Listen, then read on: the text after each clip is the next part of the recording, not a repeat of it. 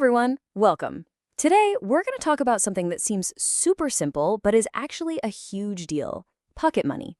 And no, we're not just talking about a few bucks for candy. We're going to unpack how a small, regular allowance can be one of the best teaching tools you'll ever use. Right, let's get this out of the way first. When you hand over that money, you're doing so much more than just giving them cash. You're actually handing them a tiny, super safe lesson in how the world works. Things like making choices, managing expectations, and a little self-control. It's really not about the amount, it's all about the experience. So let's redefine pocket money for a second. It's not a reward. It's not a random handout. Think of it more like a safe little sandbox. It's a place where kids can learn three massive life skills: the patience to wait for something they really want, the real weight of making a choice, and taking responsibility for how it all turns out. Now, you might be thinking, ugh, is setting all this up really worth it? And the answer is a huge yes.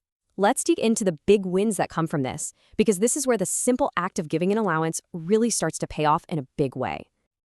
Okay, so what you're seeing here is basically a perfect learning cycle. It all starts with the top one. They learn that money runs out. It's not an endless supply. That directly leads to the second point. They have to make choices. Do I buy this now or save for that bigger thing later? And that simple thought process, well, that's their very first step into financial planning. It's a little loop that teaches them something new every single week. All right, so the why is pretty clear. Now let's get into the how. Because theory is great, but how do you actually make this work in the real world? Here's a super simple 4-step playbook to get you started. Now, the absolute key to this whole thing is consistency. You have to treat it like a mini salary. When it shows up on time, every time, they can actually plan. And notice that phrase, controlled freedom. This isn't a free-for-all. You're the guide, you help them make a plan, but, and this is so important, they have to be the ones to make the final call. They even need the freedom to mess up, because that's where the real learning kicks in. So what does a plan look like? Well, here's a great starting point: the 50-40-10 model. And check this out, it's not just about spending, is it? You've got a big chunk for savings, which gets them thinking about the future.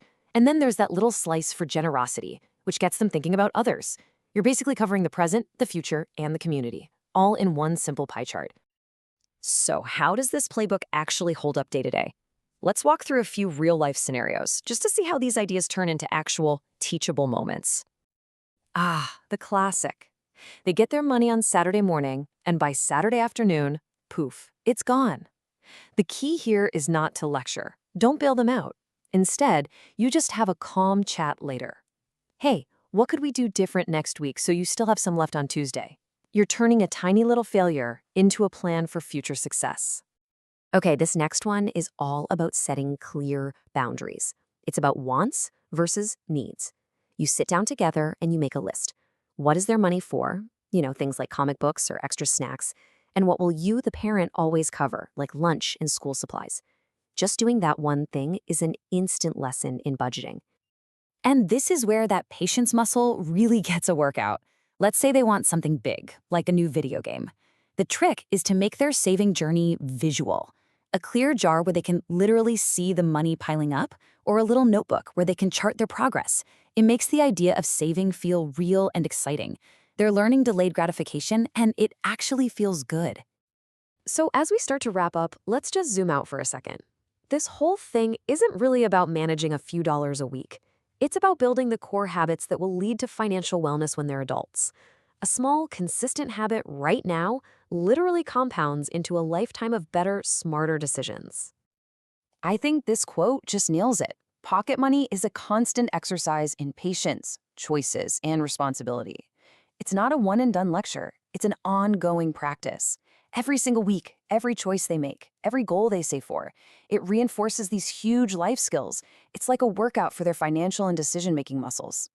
But, at the end of the day, this isn't some rigid formula you have to follow. So the real question to think about is this: how can you take these ideas and make them work for your family? What are you already doing to use pocket money as a tool to build these amazing traits?